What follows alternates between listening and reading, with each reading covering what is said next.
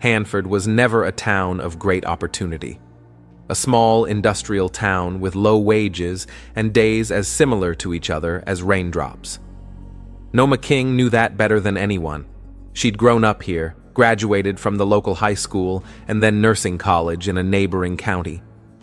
She'd returned to Hanford as a registered nurse and taken a job at the town's only clinic. At 28, Noma retained her youthful enthusiasm. She was short, with short-cropped hair and a broad smile, and she had a way with patients from the first minute. Colleagues appreciated her for her professionalism and willingness to fill in during a difficult shift. Noma had a way of finding common ground with everyone except her own husband. Elijah King was 3 years older than his wife, but sometimes it seemed that the difference between them was not years, but a whole era. Tall, sturdy, with a permanently intense gaze, he worked as a mechanic in an auto repair shop on the outskirts of town. His customers respected him for his ability to figure out any breakdown, but those close to him knew the other side of Elijah, the fiery and unpredictable one. They'd met 5 years ago at a barbecue at a mutual friend's house. Elijah was different then, smiling, attentive, making plans to open his own workshop. Noma fell in love with his confidence and ambition. They married a year later, bought a small house in the southern part of Hanford. The house was old, with a spacious basement, needed repairs, but they could afford it. The first 2 years of marriage seemed serene. They painted the walls together, changed the plumbing, went on picnics on weekends. But gradually something began to change. Elijah's own workshop remained a dream. Not enough money, then determination, then he just stopped talking about it. More and more often he came back from work irritated, picking on little things, criticizing Noma for any mistake. At first it was minor remarks. Then he began to control his wife's expenses, demanding an account for every dollar spent. Then came comments about her appearance, too bright lipstick, too short a dress. Friends started coming over less often. Elijah didn't hide his displeasure with the guests. "Are you deliberately making a fool of me in front of your co-workers?" he asked one day after her friend left work. "What do you mean?" Noma was genuinely surprised. All this talk about the hospital, about patients. "I'm a mechanic. I don't understand your medical terms. You want to show how smart you are." Noma learned to give in. She invited fewer friends over, kept an eye on the topics of conversation, tried not to provoke her husband. But Elijah's resentment only grew. By the end of the 3rd year of their marriage, control had turned into tyranny. Elijah checked her cell phone, demanded she answer it immediately, made a scene if she was late after work. "I was worried!" He'd yell when she returned 30 minutes later than usual because of a complicated patient. "You couldn't call? I thought something had happened to you." At such moments, he could grab her by the shoulders and shake her, as if trying to shake her out of her explanation. Then he'd apologize, promise not to do it again. And for a while, he really was the same old Elijah, caring, attentive. Noma wanted to believe that these were temporary difficulties, that things would get better.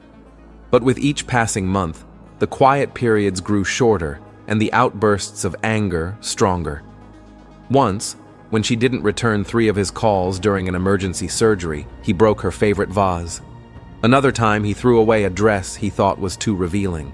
The first real thought of divorce came to her after their 4th wedding anniversary. They'd had dinner at a restaurant, the only time they'd gotten out together in a year. Elijah was in a good mood, joking with the waiter, giving her earrings. And then, at home, he'd made a scene because he thought she'd been flirting with the bartender. "I saw the way you looked at him." Elijah paced the living room. "You think I'm blind?"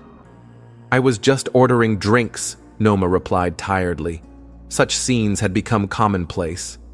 "Don't lie to me!"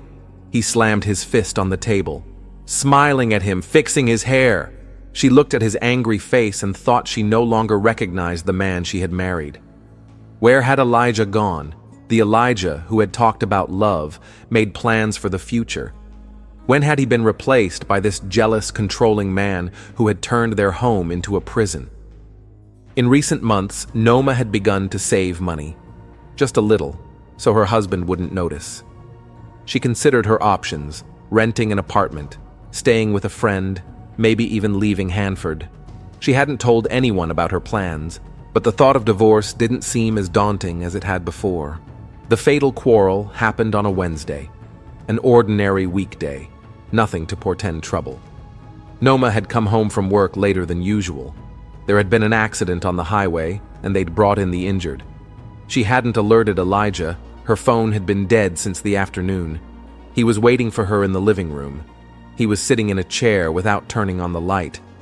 When she came in, flicked the light switch, Elijah didn't move. "Where have you been?" he asked in a voice so quiet that Noma felt a chill run down her spine. "At work. There were a lot of people injured in the accident," she said, trying to keep her voice calm. "My phone was dead, so I couldn't call." Elijah rose slowly from his chair. "You're lying," he said in the same frighteningly quiet voice. "I called the hospital. You weren't there after 6. "What?" Noma was confused. "Of course I was there. Ask Kioma. We're together." "Shut up!" he suddenly shouted, and Noma instinctively took a step back. "I know everything. You're seeing someone. Who is he?" "There is no one." Noma felt her heart racing. "Elijah, please, let's just talk." "No more talking."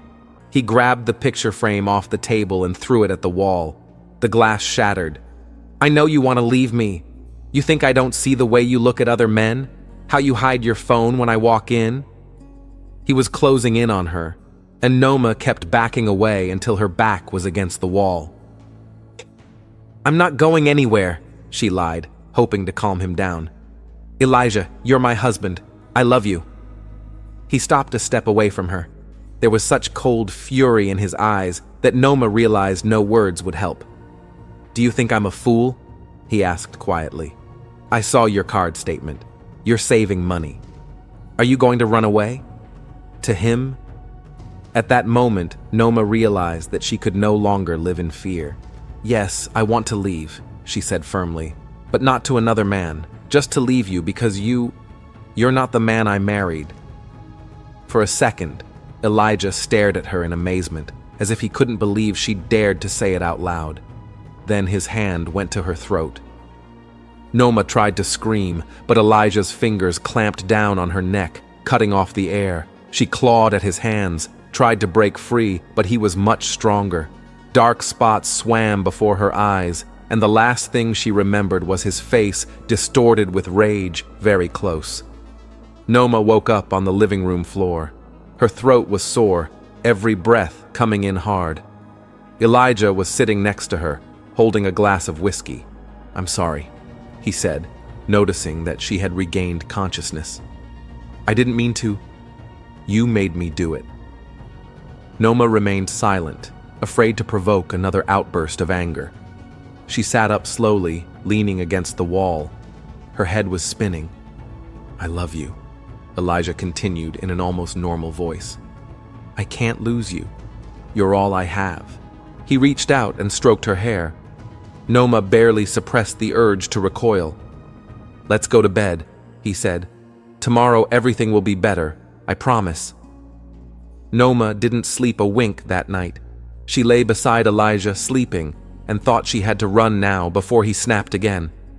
In the morning, she'd say it was okay, that she understood him, and then, when he left for work, she'd pack the essentials and go to a friend's house in the next town.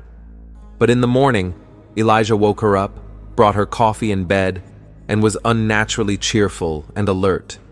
Said he'd gotten off work and wanted to spend the day with her. Noma had no choice. She had to call the clinic and tell them she was sick. All day long, he stayed with her every step of the way. Made breakfast, suggested we watch a movie. It's like nothing happened. Only the bruises on her neck reminded him of yesterday. In the evening, when Noma was washing the dishes after dinner, she heard Elijah going down to the basement. He didn't usually go down there. The damp room was used mostly for storing garden tools and old furniture. Noma didn't think much of it. Maybe he'd decided to do some long-promised repairs. The next 2 days passed in the same strange calm. Elijah was attentive, talking about plans for the future, even suggested having a child. Noma kept the conversation going, smiled, and thought about how to get out of this nightmare. The bruises on her neck began to fade, and she went back to work. Friday night, when she got home, Elijah met her with a bottle of wine. "I want to celebrate," he said, pouring the wine into glasses. "A new beginning for us." Noma took a sip, feeling a strange flavor. But Elijah stared so intently that she drank some more, not wanting to arouse suspicion. 20 minutes later, the room began to spin before her eyes. Her legs felt woozy, and her tongue refused to listen. What did you do?" She struggled to get up from the couch. Elijah caught her as she started to fall. "Shh, shh," he whispered. "It's going to be okay. You just get some sleep." The last thing Noma remembered was Elijah picking her up in his arms and carrying her somewhere. Then there was darkness. Cold. It was the first sensation when consciousness began to return, a piercing, pervasive cold that made her muscles cramp. Noma tried to move and realized she was lying on something hard and icy. She opened her eyes, and it was pitch black. She stretched her hand forward and stumbled on a smooth surface a few centimeters from her face. She tried to sit up and hit her head. An enclosed space. Noma began groping the walls around her, trying to figure out where she was. Smooth metal on all sides, cold as ice, and silence. Absolute, broken only by the sound of her own breathing. A sudden realization made her gasp in horror. The freezer! She's in the freezer! Panic struck instantly. Noma scrambled into the cramped space, pounding her hands on the lid, screaming, begging for help. But the lid wouldn't budge. Surely Elijah must have locked it from the outside. Elijah. Her husband locked her in the freezer. He wants to kill her. The thought made the cold seem even more piercing. Noma forced herself to breathe more slowly, fighting the panic attack.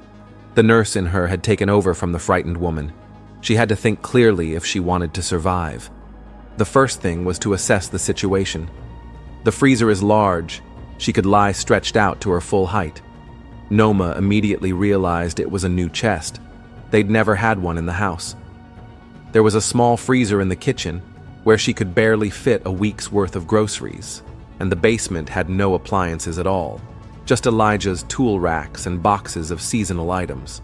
Elijah had obviously bought this stall recently, especially for her.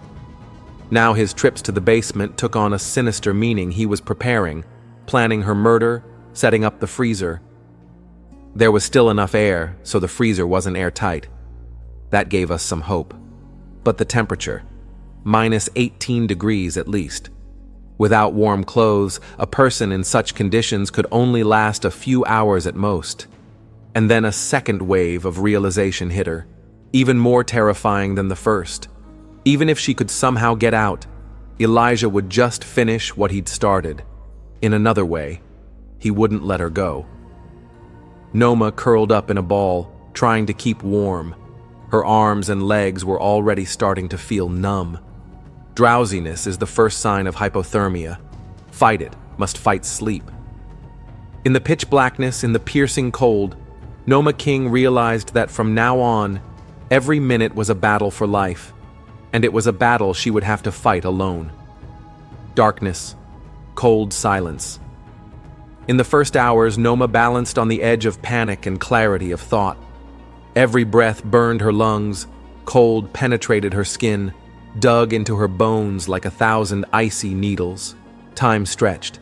It was impossible to tell how many minutes or hours had passed since she'd woken up in that metal coffin. Gradually, her eyes grew accustomed to the darkness. There was a faint glimmer of light through the thin gap between the lid and the body of the freezer, a lamp burning in the basement. It was enough to make out the outlines of the objects inside. Noma forced herself to proceed methodically. First, a full assessment of the situation. She slowly groped the inside of the freezer. A standard chest, about 2 meters long and 80 centimeters wide. Large enough for her to lie stretched out to her full height, but not fully unfolded. Inside were 2 metal baskets, standard equipment for such models. The lid was heavy and appeared to be locked from the outside. Noma pushed until her arms ached, but all she got was that the lid lifted a few millimeters, then hit something and wouldn't move. Elijah had thought of everything. After assessing her position, Noma moved on to assessing her own condition. She was wearing a tracksuit she'd just gotten back from a run when Elijah suggested a glass of wine. The warm fleece sweatshirt and pants offered some protection from the cold, but it was woefully inadequate in sub-zero temperatures. Luckily, I still had my running shoes and thick socks on my feet, which gave me a chance that my feet wouldn't freeze too quickly. Medical knowledge kicked in automatically. At a temperature of about -18 degrees, without special winter clothing, a person could die of hypothermia in 2 or 3 hours. If she wanted to survive, she needed to act now, while she still had clarity of thought. The most important thing was to keep warm. Noma removed the inner dividers from the baskets and stacked them on the bottom of the freezer, creating a little insulation from the icy metal. Then she curled up into a fetal position. That way, the area of contact between her body and the cold surface would be reduced. I pulled my knees to my chest, wrapped my arms around them, head down, covering her face. But it wasn't enough. The cold continued to suck out the vital warmth. Noma realized she couldn't stay like this much longer, and if she died, Elijah would dispose of the body, and no one would ever know what had happened. He'd tell everyone she'd left, abandoned him, maybe even fake a few texts from her phone. The crime would go unpunished. The thought made her act. If she doesn't survive, there has to be evidence. The kind that Elijah couldn't destroy, that would be revealed by even a cursory examination of the body. Noma groped the metal baskets, trying to find something sharp. Usually, such baskets are made of strong wire. If one managed to break off a piece or unscrew some fastener, one of the partitions in the basket was held on by a thin wire fastener. Noma began to swing it from side to side, feeling her fingers go numb from the cold. 20, 30, 40 strokes. The metal wouldn't budge.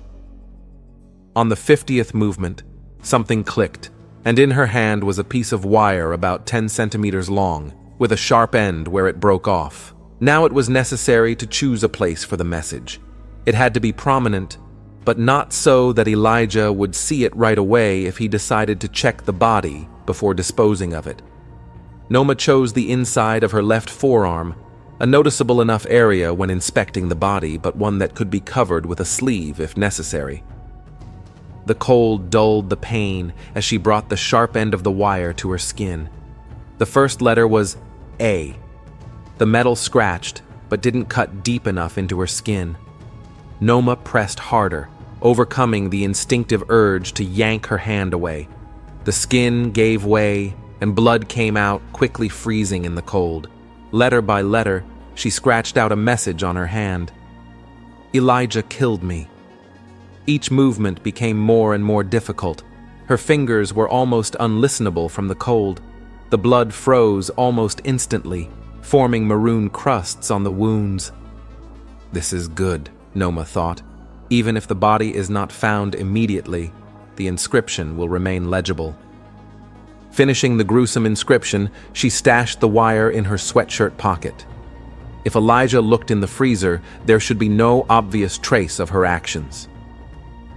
Now, survival Noma's medical training gave her a slight advantage. She knew that in extreme cold, it was important to slow down the metabolism so the body used less energy and oxygen. Breathing should be slow and deep.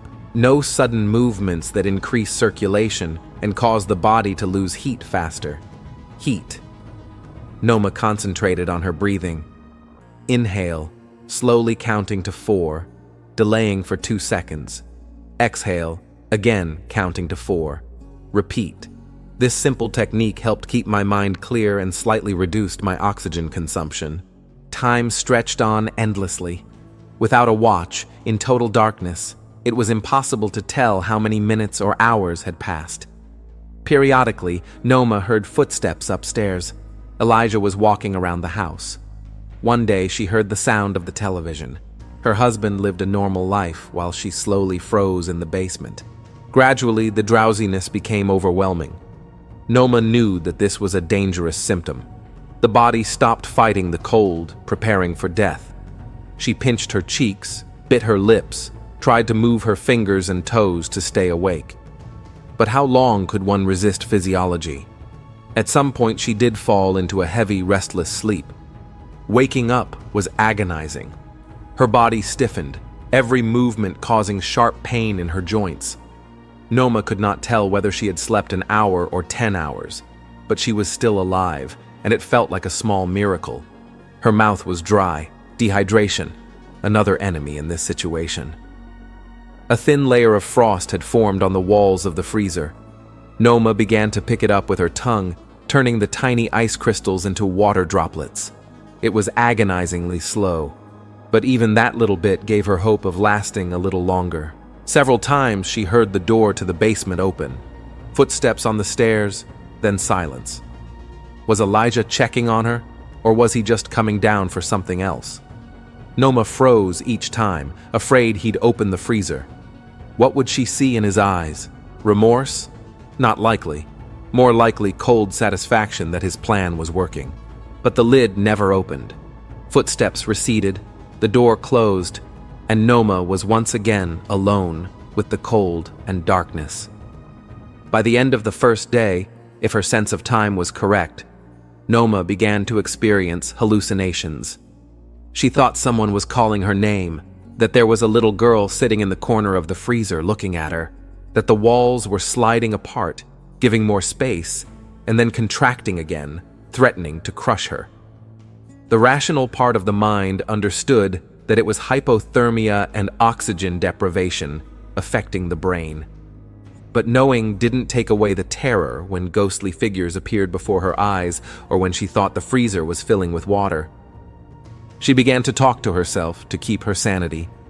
She remembered nursery rhymes, recipes, anatomical terms, anything that could keep her in touch with reality. Periodically, she checked the writing on her hand by running her fingers over it. The letters remained crisp, the frozen blood forming embossed lines. Even if she didn't survive, the truth would be known. On the second day, Noma assumed it had been about 24 hours, she noticed a strange thing. She wasn't so cold anymore. It was as if her body had adapted to the extreme temperature or simply lost the ability to feel cold. It was a dangerous sign. The body was giving up fighting, preparing for death. But Noma wasn't going to give up. She continued to breathe slowly and deeply, periodically rubbing her limbs to stimulate circulation. Picked frost off the walls to get some moisture, fighting the sleep that was becoming more and more seductive. Her thoughts often returned to Elijah. How could the man she had once loved turn into a monster? Was there some part of his soul that regretted what he was doing? Or had he completely convinced himself that she deserved to die this way? By the middle of the second day, she noticed that the faint light coming through the crack had changed angle. Perhaps there was a window in the basement, and she could see the change of day and night. This tiny connection to the outside world offered a strange comfort. Somewhere out there, beyond the walls of her icy prison, life went on. People were going to work, talking, laughing. The sun rose and set. In the evening, if it really was evening, she heard the phone ringing upstairs. Elijah's voice came muffled, but she could make out individual words. No, she had gone to visit relatives. Yeah, all of a sudden. I don't know when she'll be back. No, there's no answer on the phone. He was making an alibi, telling everyone she left of her own free will, maybe even texting from her phone to keep the story going, figuring out how to dispose of the body when it was all over. The thought gave Noma new strength. He must not escape his responsibility. She must survive to tell the truth. And if she didn't, the inscription left on her hand must speak for her. By the end of the second day, the hunger had become unbearable. Her stomach twisted in painful spasms. Her head was dizzy with weakness. But Noma knew that a person could survive for weeks without food, much longer than without water or in extreme cold. During the night, she heard footsteps in the basement again. This time they stopped very close to the freezer. Noma held her breath. Would Elijah follow his plan to the end? Or would he change his mind at the last moment, open the lid, let her live? Footsteps lingered by the freezer for a few seconds, then moved away. The cellar door closed. Noma exhaled with relief and disappointment at the same time. The third day was the hardest. The weakness had become almost insurmountable. Every movement required tremendous effort. Her lips were chapped from dehydration, her tongue swollen and barely moving in her mouth. Collecting frost from the walls became a real ordeal. His hands shook so violently that most of the precious crystals simply fell to the bottom of the freezer. The hallucinations became more frequent. Noma could now see her parents sitting next to her, saw Elijah smiling and holding out his hand, saw herself as a little girl running through a green meadow. The rational part of her mind still held a connection to reality, but it was growing weaker and weaker. Noma realized that if she didn't get help in the next few hours, she would die of dehydration or hypothermia. In the middle of the third day, by her senses, Noma noticed a strange thing. It became easier to breathe. It was as if more air was coming into the freezer. Could it be that some seal had been damaged by the cold? Or had her perception changed from exhaustion? She tried pushing the lid again and felt it give in a little more now than before. Not enough to get out, but enough to let in more air. That gave her hope of holding out a little longer. Now her efforts were focused on staying conscious. She pinched herself, biting the inside of her cheek, singing half-voiced children's songs. Anything to keep from succumbing to the seductive slumber that called to her more and more insistently. In the evening, she heard the front door slam. Then it was quiet. Elijah must have left the house, maybe to work or to the store, or maybe he'd started to create an alibi for when her body was discovered. In the silence of the empty house, Noma continued to fight for every minute of life. Her body gradually shut down system by system. First, her limbs lost sensation, then her vision began to fail. Even in the dim light coming through the slit, she saw blurred outlines and strange flashes. Speech became slurred, even when she was talking to herself. Her thoughts were confused, jumping from one thing to another without logical connection.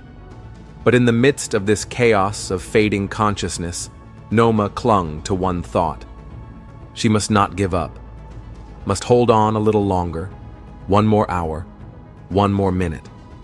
Because somewhere deep inside, there was hope that she would be found, that someone would notice the inconsistencies in Elijah's story, that someone would go down to the basement and hear her faint tapping on the freezer lid.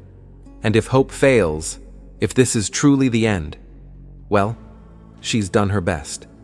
Her last message scratched on her hand will tell the truth.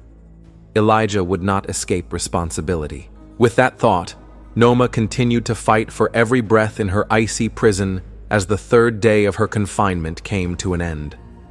Noma's fourth day in the freezer began with absolute silence. Even her own breathing seemed distant, muffled, as if it came from somewhere outside her mind, drifted on the edge of reality and delusion. Her body, exhausted by the cold and dehydration, hardly obeyed the commands of her brain. She lay curled up in a fetal position, trying to retain the last crumbs of warmth. The hood of her sweatshirt was pulled over her head, her arms tucked into the sleeves, her knees pressed to her chest.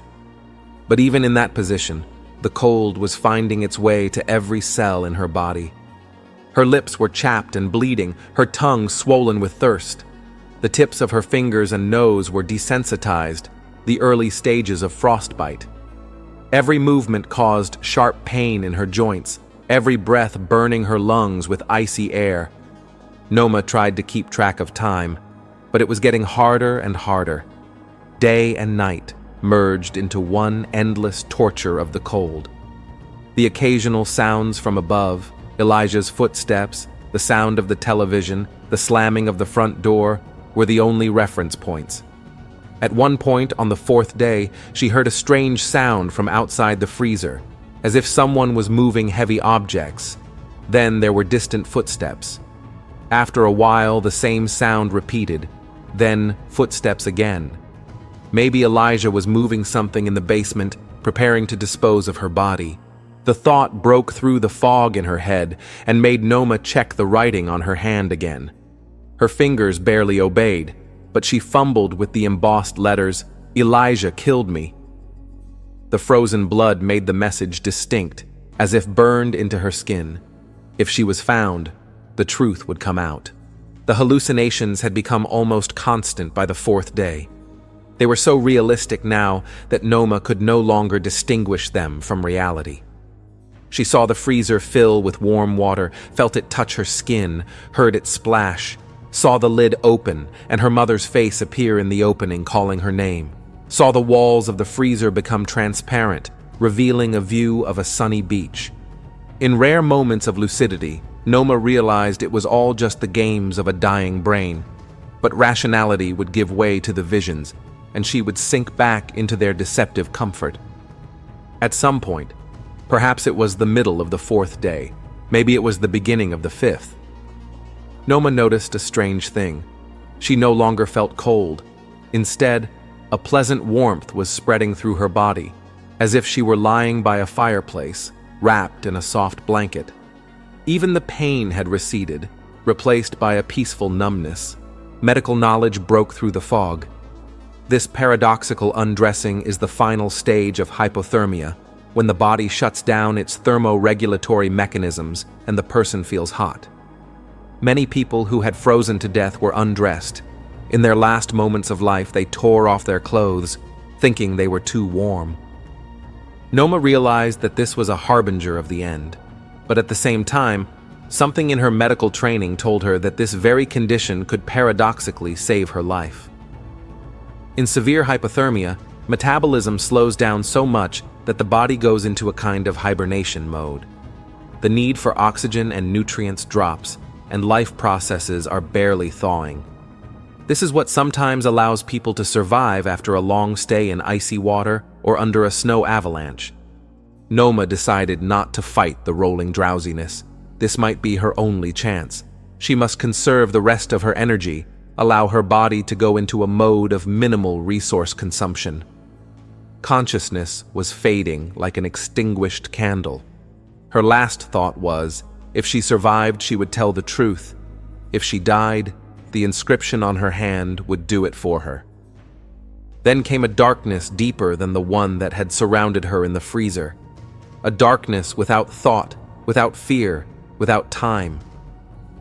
While Noma teetered on the brink of life and death, Elijah King continued to lead an ordinary life.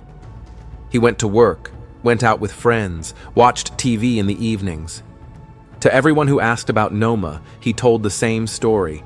She suddenly left for relatives with whom he did not know, said that she needed time to think about their relationship. No, he does not know when she will return. Yes, of course, he is worried. That's the story Jamal Osei, the king's neighbor, heard. The 35-year-old bus driver lived across the street and occasionally had a word with Elijah and Noma. He wasn't a close friend of the family, but like everyone in the small neighborhood, he knew the neighbors well enough. Jamal met Elijah on the evening of the fourth day while taking out the trash. He was returning from work, and they exchanged the usual greetings. "How's Noma?" Jamal asked. "I haven't seen her in a while." "She's gone to visit relatives," Elijah answered with a strained smile. "Said she needed to clear her head." "Trouble?" Jamal wasn't nosy by nature, but something in his neighbor's tone made him uneasy. "Nothing serious," Elijah shrugged. "You know how it is. Women need space sometimes." They parted ways, but the brief conversation left Jamal with a strange feeling.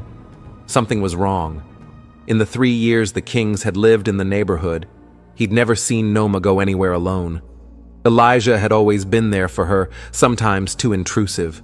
And then, did Noma have any relatives? He vaguely remembered a conversation with her last summer when she'd mentioned that she'd grown up in an orphanage. The next morning, the 5th day of Noma's confinement, Jamal walked his Labrador Rex before work. Rex wasn't just a pet. Until his retirement 2 years ago, he had served in search and rescue, participating in operations to find people under rubble, and in the woods Jamal had taken him in when the dog was written off due to age. But Rex retained all his skills. They were passing the King house when the dog suddenly stopped and tensed. His nostrils flared, his ears stood erect. Then he made a stand, looking up at the basement window of the house, and whined softly. "What is it, Rex?" Jamal pulled on the leash, but the dog didn't move. Instead, it began to tear toward the house, whining softly, the way it had once signaled people it had found. Jamal frowned. Rex's behavior was unmistakable. There was a person in trouble somewhere nearby. He led the dog closer to the house. Rex pulled him right up to the basement window, which was slightly ajar, unusual for the cold season. "Is someone there, boy?" Jamal asked, and the dog whined again, looking at his master with intelligent brown eyes. The alarm was growing. Jamal listened, leaning against the window. At first there was silence, then he thought he heard a faint sound, either a groan or a creak. Too quiet to be sure.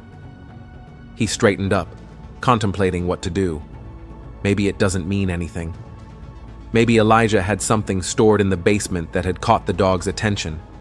But Rex kept insistently pulling at the window, and Jamal knew his dog was never wrong. He decided to take action. There was still time to work, so he took Rex home and walked back to the King house. Knowing Elijah had already left for work, Jamal went to the front door and rang the bell. No answer, as he expected.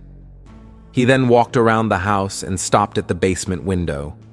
The frame was old, and with a little effort, the window opened wider.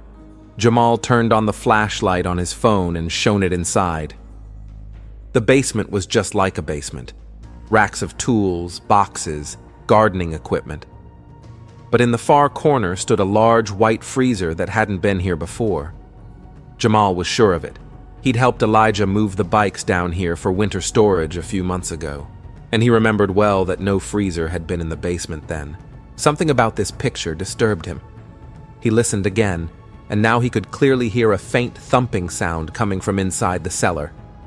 Rhythmic, as if someone were faintly striking metal. There was no longer any doubt. Jamal climbed through the window and jumped into the basement. The sound grew more distinct as he approached the freezer. It came from inside, intermittent and barely audible. With his heart pounding, Jamal approached the chest. A heavy toolbox rested on top of the lid, obviously to keep it from opening from the inside. He pushed the box aside and pulled the lid up.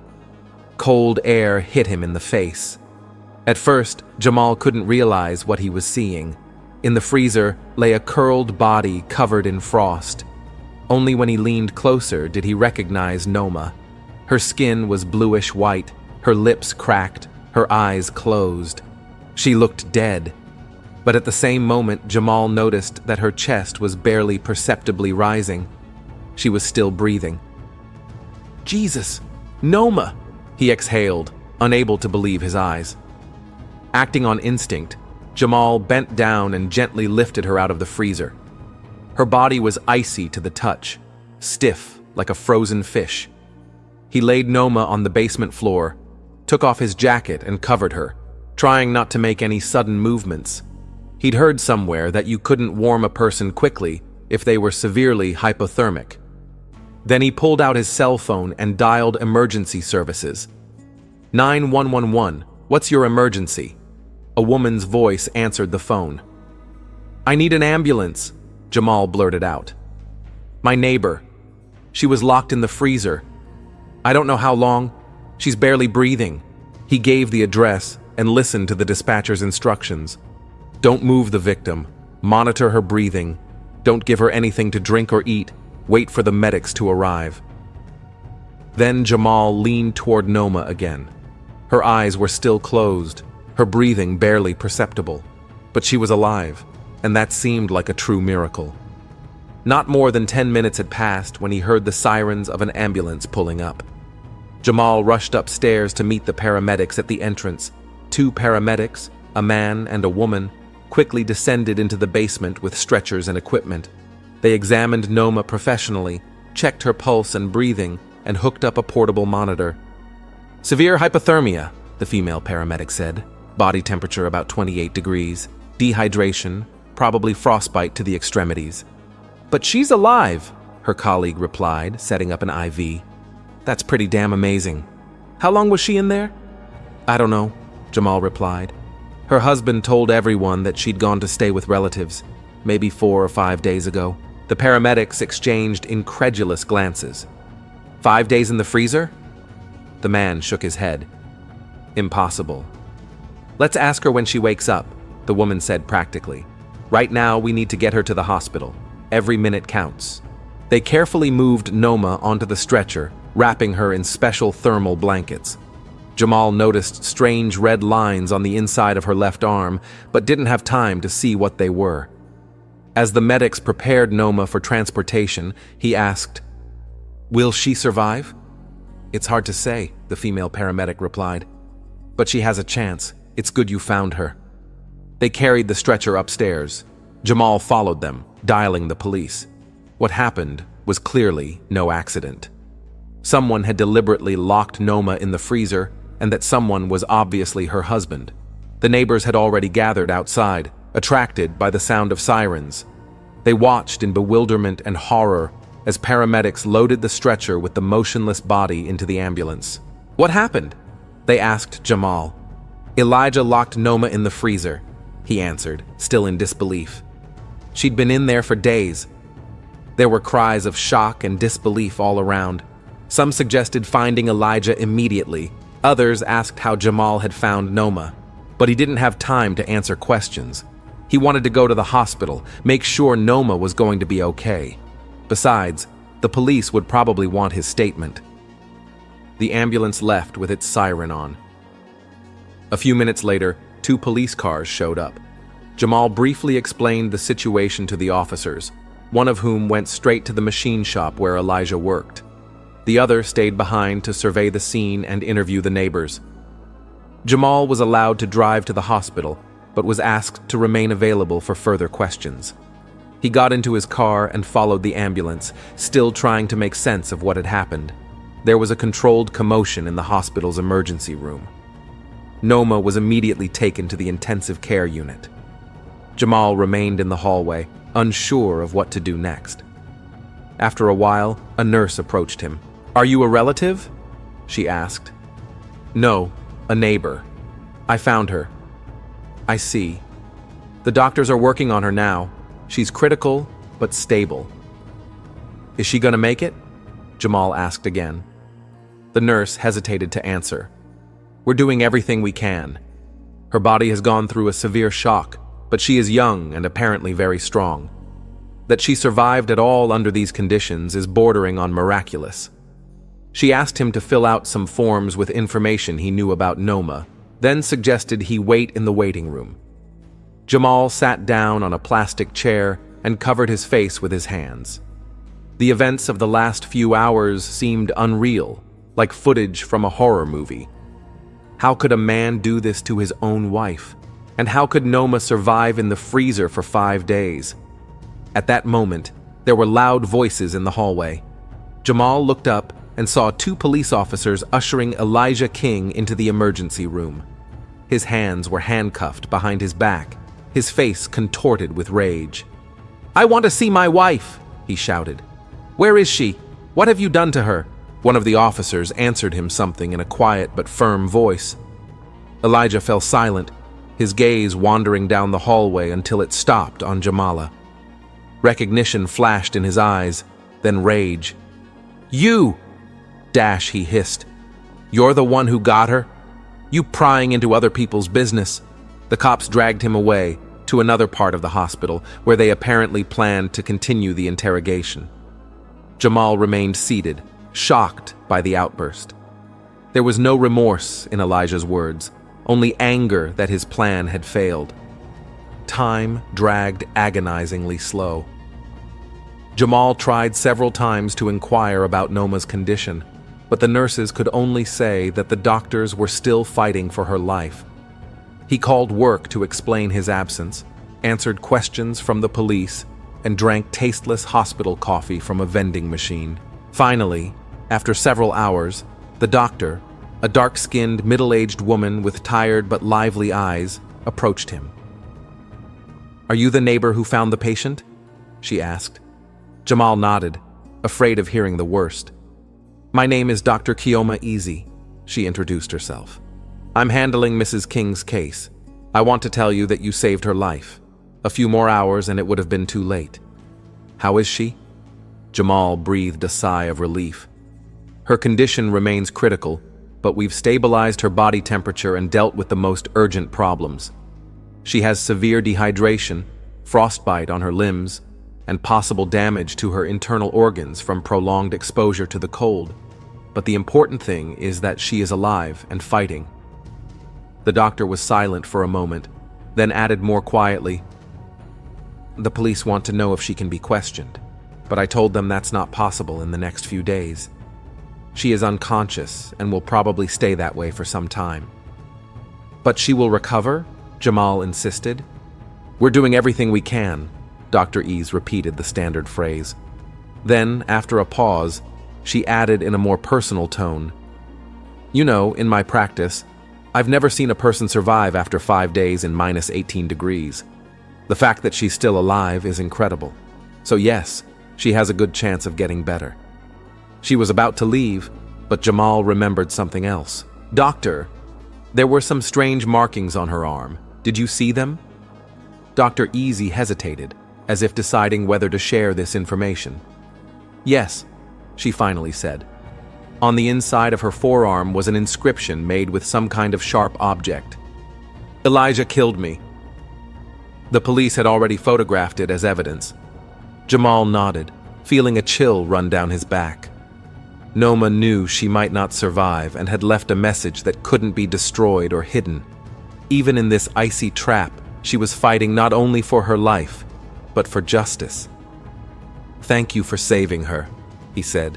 "You saved her?" Dr. Easy smiled. "I'm just doing my job." She left, and Jamal remained in the hallway, staring at the closed doors of the ICU, behind which Noma King continued her fight for life. A fight she was, against all the laws of nature, winning so far. The intensive care unit at Hanford Hospital buzzed like a beehive. The medical staff paced around Noma King's motionless body. Dr. Kioma Eze, head of the department, personally supervised all procedures. The case was unique. A patient who had spent 5 days in a freezer was still clinging to life. "The current body temperature is 32.3, the nurse reported. Her heart rate was stabilizing, but still arrhythmic. Kioma nodded, studying the readings on the monitors. When Noma had first been brought in, her body temperature had been only 27 degrees. Profound hypothermia, incompatible with life with prolonged exposure. That she survived was a medical mystery in itself. "Begin phase 2 of warming," Kioma ordered. "Warm saline intravenously, continue oxygen therapy." Warming in severe hypothermia required special care. Raising the temperature too quickly could cause cardiac arrhythmias or reperfusion injury, when blood suddenly rushes to cold tissues, causing swelling and damage. While examining the patient, Kioma noticed strange markings on the inside of her left forearm. Looking closer, she realized with horror that they were not random scratches. It was an inscription scratched with a sharp object. "Elijah killed me." "Call the police," she said quietly to the nurse. "And bring a camera. We need to get this into evidence." As the staff continued to work on stabilizing Noma, Kioma reflected on what this woman had been through. What courage and presence of mind one must have to think of evidence under such circumstances. The inscription had obviously been done deliberately, with full knowledge that it might be the only evidence if she didn't survive. An hour later, Detective Tahira Ngozi arrived at the hospital, a tall, statuesque woman with a penetrating gaze and restrained manners. She was referred to Dr. Ease, who showed her the inscription on the patient's arm and told her about Noma's condition. 5 days in the freezer? Tahira questioned, not hiding her surprise. "How is that possible? We don't fully understand it ourselves," Chioma admitted. "According to our preliminary estimates, the freezer she was in was not working properly. Instead of a constant temperature of minus 18 degrees, it probably heated up to minus 8 or even minus 5 intermittently. That might have given her a chance. The malfunction saved her life, Tahira said thoughtfully. Exactly. And, oddly enough, hypothermia played a protective role in her case. When your body temperature drops that low, your metabolism slows down, and your need for oxygen and nutrients decreases. It's similar to the hibernation state in some animals. Under normal conditions, movement helps keep her warm, but with prolonged exposure to extreme cold without access to food and water, it was the transition into this slowing down state that may have helped her survive. Tahira photographed the writing on Noma's arm, then scrutinized the rest of her body, looking for other signs of abuse. There were faint signs of bruising on her neck, possibly from strangulation. There were scuff marks on her wrists, as if from ropes or handcuffs. Can you tell when she regains consciousness? The detective asked. It's hard to say, Kioma replied. Her body has been under tremendous stress. She's in a medically induced coma to reduce the brain's metabolic demands. We may begin to bring her out of it in a few days, but it all depends on the dynamics of her recovery. Tahira nodded, making notes in her notebook. The husband is already in custody, she said. Their house is being searched now. I want to talk to the neighbor who found Mrs. King and then question the suspect. The neighbor should be in the waiting room, Chioma prompted. Jamal Osei. He hasn't left since she was brought in. Tahira thanked the doctor and headed to the waiting room. There, she found Jamal, a stout man with a concerned expression on his face. He told her in detail how his dog had sensed something wrong outside the King house, how he'd found Noma in the freezer and called an ambulance. Elijah told everyone that she had gone to stay with relatives, Jamal finished his story. But I remember Noma once mentioned that she'd grown up in an orphanage and had no family. That's an important detail, Tahira noted. Did you ever notice any signs of violence in their relationship? Jamal hesitated. Not that there were any overt ones. But Elijah had always been controlling. Noma was rarely alone. He was always there for her. And a couple times I saw him grab her arm on the street rather roughly, but I didn't think much of it at the time. Tahira wrote down this statement, thanked Jamal, and went to the police station where Elijah King was being held. The interrogation room was small and impersonal, gray walls, a metal table, 3 chairs. Elijah sat with his arms crossed over his chest, a look of offended dignity on his face. Next to him was his court-appointed attorney, a young man with tired eyes and a shabby briefcase. Mr. King, Tahira began, turning on the recorder. Do you understand why you're being detained? Some kind of misunderstanding. Elijah shrugged. My wife is in the hospital, and I'm being accused of something I don't understand. Your wife was found in a freezer in the basement of your house, Tahira answered coldly, where she had spent, according to preliminary estimates, about 5 days. This is not a misunderstanding, Mr. King. This is attempted murder. Elijah laughed uncertainly. Are you serious? I have no idea how she got in there. Maybe she climbed in by herself. And locked the lid from the outside and put a heavy toolbox on top? Look, Elijah leaned forward. I love my wife. Why would I hurt her? We've had our little disagreements, like any couple, but nothing serious. Then explain why you told everyone that she had gone to her relatives when she had none, and why she has Elijah killed me scratched on her arm. This statement knocked Elijah off balance for a moment. He turned pale and looked at his lawyer, who whispered something in his ear. She must have done it herself to set me up, he finally said. Noma had always been emotional. Maybe she'd gone down to the basement at night to check the freezer, accidentally fell in, and the lid slammed shut. And she decided it was my fault. Tahira raised an eyebrow skeptically. Mr. King, we have witnesses who confirm that you told them about your wife's alleged departure to relatives. How do you explain that if you didn't know she was in the freezer? Elijah squirmed in his chair. She did say she wanted to leave. We had an argument. I thought she did. And you didn't worry when she didn't come back for 5 days? Didn't try to contact her? Report her missing? Yeah, I thought she needed space, time to think. Tahira watched him silently, letting the awkward silence work for her. Elijah squirmed in his chair. I want another lawyer, he said abruptly, and I won't say anything else without one. That's your right, Tahira nodded. But keep in mind, the forensic team is scrutinizing your house right now. If there's even the slightest evidence to support your wife's version of events, we'll find it. While Elijah remained in custody, the forensics team did indeed work on the King house. They uncovered several important clues. First, traces of sleeping pills were found on an empty wine bottle on the kitchen table. Secondly, in the bedroom under the bed, they found a box with several packages of the same sleeping pills.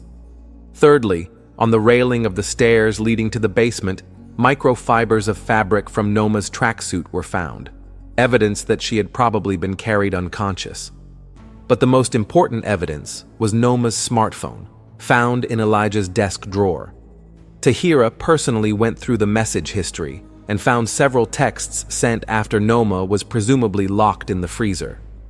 They were all addressed to coworkers and a friend and contained roughly the same text.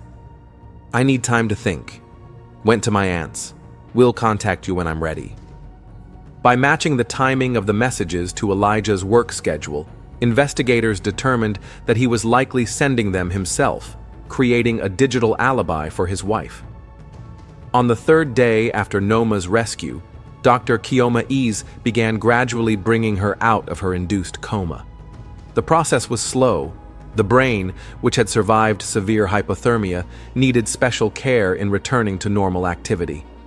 By the evening of the fourth day, Noma moved her fingers slightly for the first time. This caused a surge of optimism among the medical staff.